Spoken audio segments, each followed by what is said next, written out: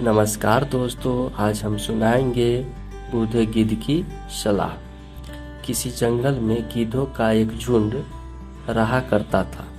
उसका पूरा झुंड एक साथ उड़ान भरते और साथ में ही शिकार करते थे। एक बार वो सभी उड़ते उड़ते किसी टापू पर जा पहुंचा।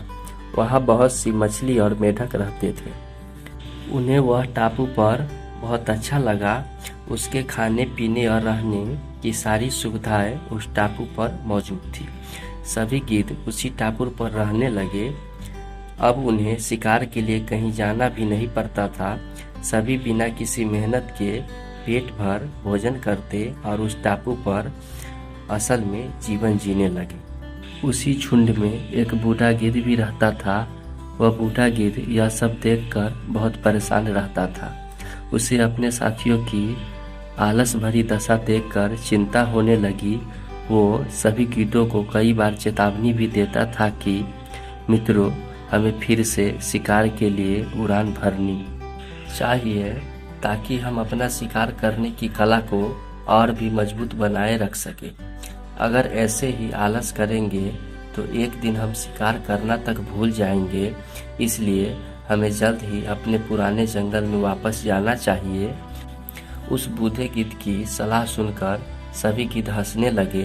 वह उसका मजाक बनाने लगे। उन्होंने कहा कि बूढ़ा होने की वजह से उनका दिमाग खराब हो गया है, इसलिए यह हमें आरामदायक जीवन छोड़कर जाने की सलाह दे रहे। ये कहकर गिद्धों के झुंड ने उस टापू से जाने से मना कर दिया। इसके बाद वह बूढ़ा गिद्ध अकेले ही वापस जंगल में लौट गया।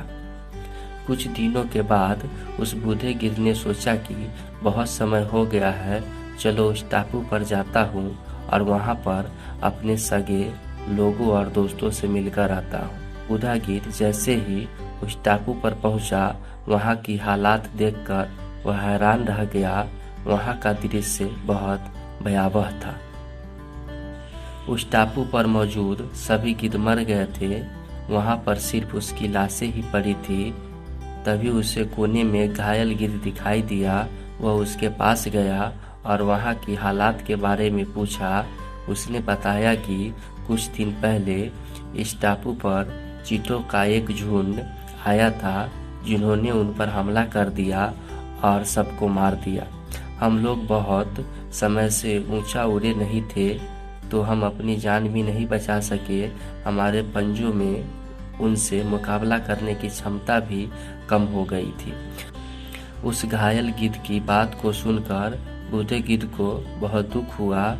उसके मरने के बाद बूढ़ा गिद्ध वापस से अपने जंगलों में वापस चला गया। तो दोस्तों, हमें इस कहानी से यही सीख मिलती है कि हमें हर हाल में अपनी शक्ति और अधिकारों की रक्षा करनी चाहिए। अगर आलस की वजह से अपना कर्तव्य करना छोड़ देंगे तो भविष्य में यह हमारे लिए घातक हो सकता है। धन्यवाद दोस्तों।